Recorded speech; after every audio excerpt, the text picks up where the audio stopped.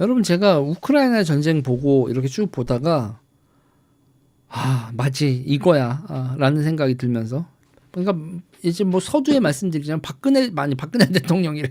박정희 대통령이 왜 유신을 했었는지에 대해서 시각이 좀 다시 한번 교정이 되는 시간이 있었거든요. 이게 제가 한번 국가란 무엇이고 정부가 어떻게 행동해야 되는지에 대한 얘기를 우크라이나 전쟁 얘기를 덧붙여서 좀 할게요. 제가 이제 우리나라의 우크라이나 전문가들도 뭐라고 하는 분들도 많고 뭐 기타 등등 많은데 보고 있으면서 이 포인트를 못 잡아내네 싶은 게 있어서 제가 이건 한마디 하겠습니다. 일단 우크라이나 전쟁 러시아가 완승이에요. 완승이라고 하니까 뭐 러시아도 피해를 많이 봤는데 어쩌고저쩌고 막 이렇게 얘기하시는 분들도 많은데 러시아는 원하는 걸 다 얻어냈습니다. 그 동부 있죠. 경기 동부가 왜 나오냐? 우크라이나 동부를 장악을 했고요. 자, 러시아 생각해 보세요. 기갑부대 10,000대 갈려 나갔다고 했죠. 탱크, 장갑차 10,000대 갈려 나갔습니다. 수십만 명의 인명 피해를 감수했어요. 그리고 전략 목적을 달성했습니다. 동부 우크라이나를 점령했죠. 서구는요. 서구의 나라들, 유럽의 어떤 나라가 이 정도 피해와 물자의 소모를 감당합니까? 기갑병력 10,000대가 생산도 10,000대도 생산하지도 않고요. 그렇게 생산된 기갑병력 10,000대가 갈려나가고 인명피해가 수십만이 나는 거를 어떤 유럽 나라가 감당할 수 있어요. 근데 러시아는 그 동원을 해냈고 목표를 달성했습니다. 이거는 그냥 좋고 싫고를 떠나서 그냥 러시아의 정치적, 전술적, 전략적 다 완승이에요. 이 상황에서 러시아는 더 이상 서진을 해서 키이우를 점령할 수 있는 능력 없습니다. 러시아는. 그리고 우크라이나도 동부를 탈환한 능력이 없어요. 전선이 고착됐다 이렇게 얘기하죠. 양쪽 다 지금 오링 났어요. 오링 나서 전쟁은 사실상 끝난 겁니다. 뭐 계속 고지전 벌어지고 뭐 우리식으로 하면 고지전, 저쪽에서는 전선을 밀고 하는 건데 그것도 양쪽 다 탱크가 없어가지고 방어는 가능한데 공격은 가능하지 않은 양진영. 거의 전쟁은 끝났습니다. 사실상. 이제 남은 건 전후철인데 저는 유럽 각성하지 못할 거라고 봐요. 미국이 세계 질서를 지키기 위해서 소모하는 물자와 인적 손실 그거 유럽이 감당하겠어요? 유럽 절대 못합니다. 자원 배분을 여러분 다 국가의 자원 배분 구조를 바꿔버려야 되거든요. 이해관계를 조율해야 되고 누군가는 이해를 침해당하고 그러는 와중에 군수산업을 국가의 제1번으로 놔둬야 된단 말이에요. 군수산업을 국가의 제1번 그러니까 민간 기업들도 군수산업을 건들지 않는 상태에서 그거에서 파생되는 형식으로 군수산업이 매출액은 적을지 몰라도 그거를 산업이나 국가정책의 제1번으로 놓고 노동과 자본을 투입하는 거 그거 유럽이 할 수 있다고요?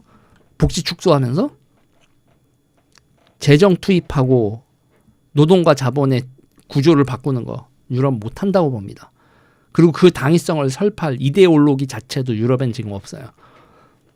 유럽은 저러고 있는 사이에 러시아는 갈려나간 10,000 기갑병력 복구할 겁니다. 한 10년은 걸릴 거예요.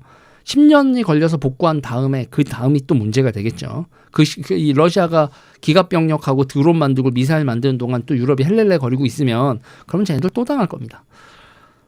그리고 러시아는 이번 전쟁을 겪으면서 체득한 교리를 적용해가면 무기를 만들 거고요. 뭐 드론이나 이런 거 많이 만들겠죠. 로봇계라든지.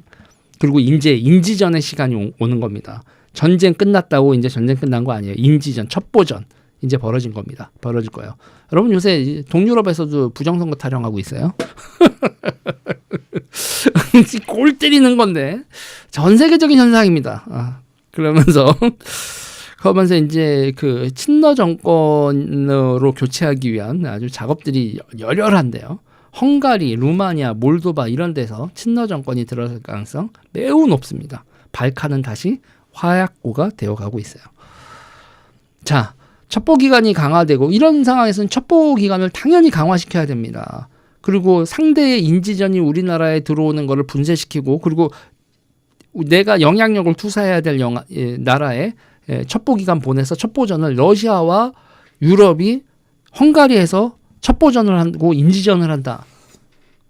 그 러시아가 완승할 겁니다. 왜? 유럽은요. 국민들의 생활을 감시하고 정보를 취득해야 되는 더 대러시아 인지전이 가능할 리가 없어요. 인권 타령 오지게 하잖아요.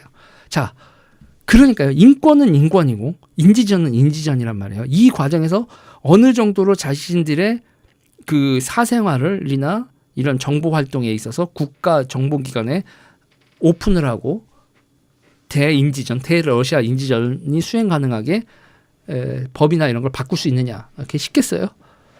물자의 동원, 반인지전, 정보기관의 작동, 군수경제 우선의 산업정책 가능하겠냐고요. 제가 그래서 박정희 대통령이 왜 유신했는지 알겠다는 거예요. 여러분 유신할 즈음에 생각을 해보세요. 베트남 망해가고 있었죠. 그러고 나서 자주국방 해야겠다는 생각을 했단 말이에요. 중화학공업 육성을 하는데 그게 국방하고 연계돼서 중화학공업 육성을 했단 말입니다. 학교도 공고 만들고 여러분 남자분들 기술 시간에 마이크로미터 이런 거 배웠던 기억 나세요? 선반 조작법 배우는 거 책으로 보지만 책으로 보고 사행정 사이클 기간 이런 거 여러분 기술 시간에 배웠던 거 기억나시나요? 그거 여러분 정말 이례적인 교육인 겁니다. 그래서 민주화되고 난 다음에 기술과 가정이라고 바뀌었죠.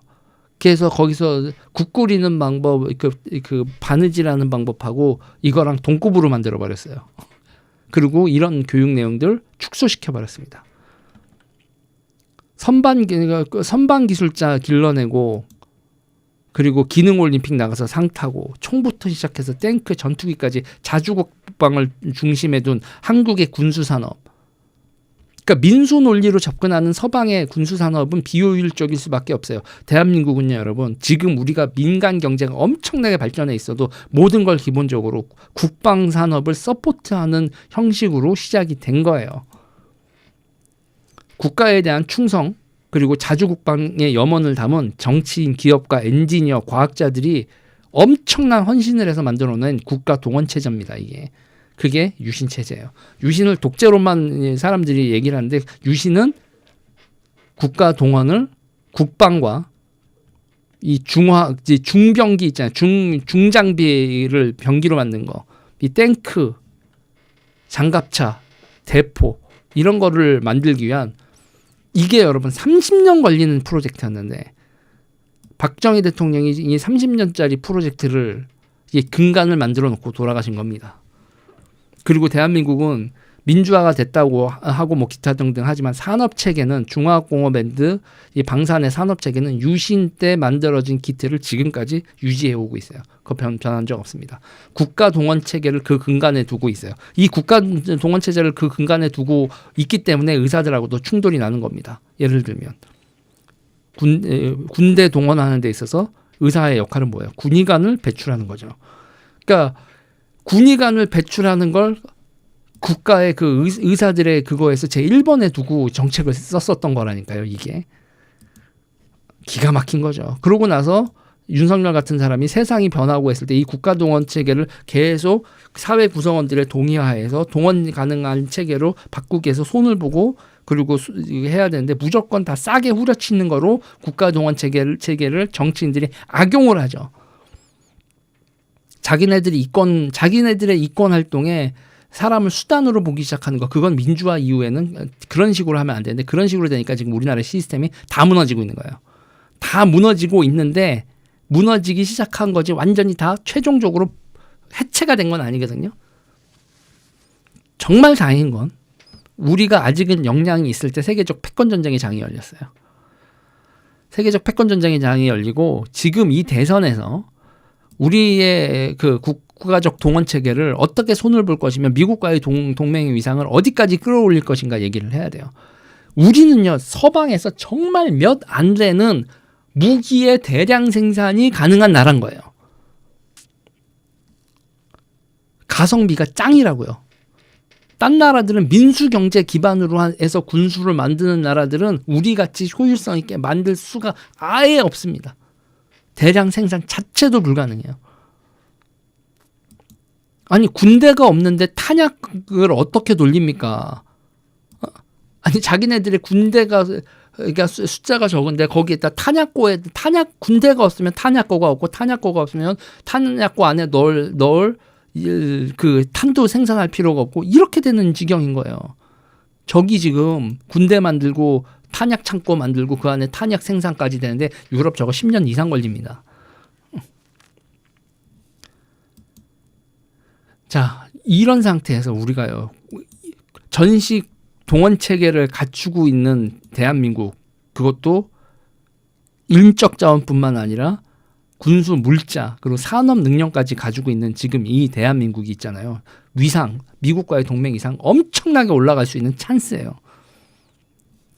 저는 젤런스키 그냥 무덤덤하게 봅니다. 제 가치지향으로야 뭐 자유민주주의와 기타. 요새 자유민주주의에 대해서 저는 그냥 옛날 얘기다, 노스텔지아다, 뭐 이런 생각까지 들어요. 윌슨주의, 자유민주주의 뭐 이런 거에 대해서 그냥 이렇게 쓸려 나가는구나 이런 생각이 드는데 전 젤렌스키 태장을 그냥 무덤덤하게 봅니다. 무덤덤하게 봐요.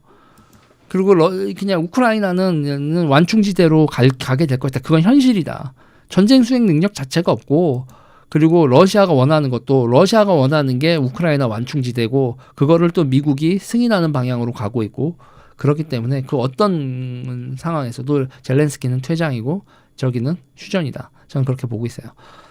러시아의 키이우 진격을 막아낸 대통령이죠. 러시아가 찔러는 봤잖아요. 키이우 진격이요. 그거 막아낸 대통령이지만 전선은 고착되어 있고 이제 이거를 뚫어낼 방법은 없고 계속 전쟁을 하자라는 거를 본인이 능력이 있어야 되는 상황인데 그게 안 되는 상황에서 유럽이 서포트해 줄 수도 없는 상황에서 퇴장하는 대통령이 되고 그냥 우크라이나는 완충지대가 될 겁니다.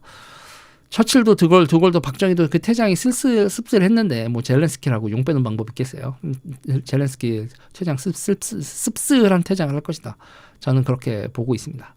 그러고 나서 이제 유럽에다가 동원 체계를 갖춰야 되는 거 각성. 야, 니네 돈 많으면 뭘 하냐.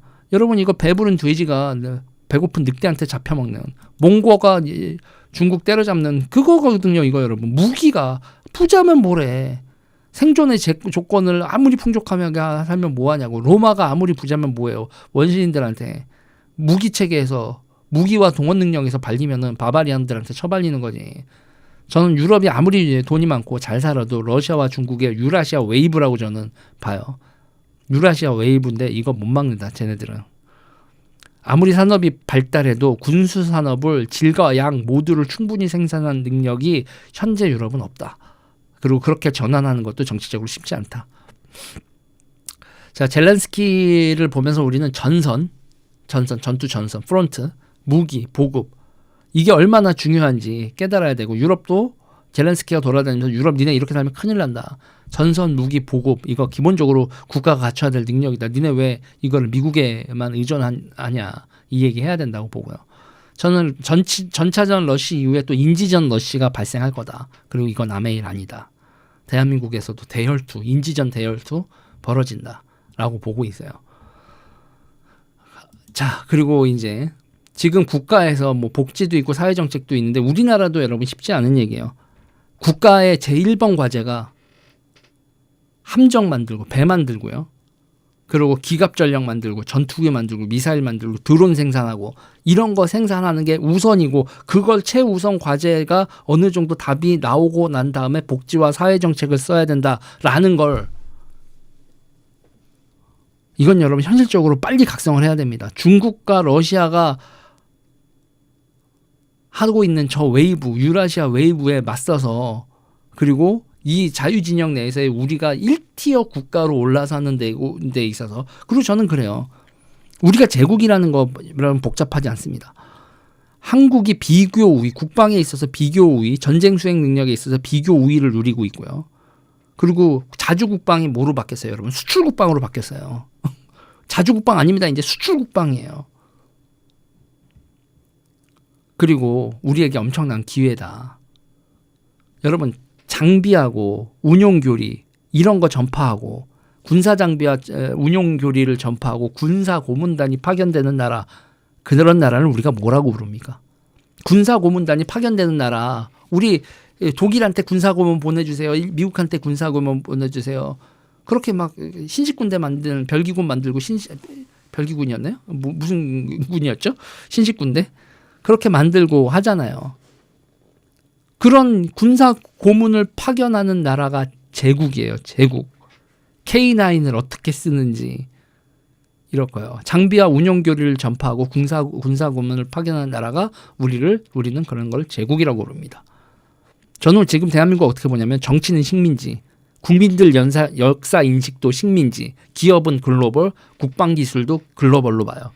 우리 국민이 외교 이런 거에서 식민지 외교 그런 사고방식 계속 가지고 있고 정치도 식민지 정치를 하잖아요. 그러면 글로벌 기업과 글로벌 국방 기술 다 해외로 나가버릴 겁니다. 인재들도 다. 전 지금 대한민국의 정치적 선택에 관련 두 갈래로 보거든요. 의식 따라 후진국으로 후퇴할지 현실적 기반 따라 선진제국으로 갈지. 당연히 현실 기반을 따라서 의식을 선진제국으로 바꾸고 선진제국으로 가야죠. 우리 제국이라니까. 그래서 뭘 해야 되느냐? 이런 식민지 쩌리가 대통령 되는 건 막아야 되는 겁니다. 그리고 우파라는 인간들도 제발 좀 식민지 쩌리 서윗보이들 386 그런 행태들은 빨리 버리고 제국의 마인드로 갖춰라. 이런 얘기를 하고 싶습니다. 박정희 대통령은요. 식민지 조국에서 태어났던 사람은 진짜 식민지 조국에서 태어난 사람은 박정희였고 박정희는 그 식민지 제국에 태어나서 제국적 마인드와 비전을 가졌는데 니들은 왜 이 대한민국에서 태어나서 식민지 비전을 갖냐 이 똥팔육들아 이런 얘기를 해주고 싶고 절대로 저 인간들이 이 나라를 좌지우지하게 해서는 안 된다 이런 얘기를 하고 싶습니다. 이 얘기 여기까지 할게요.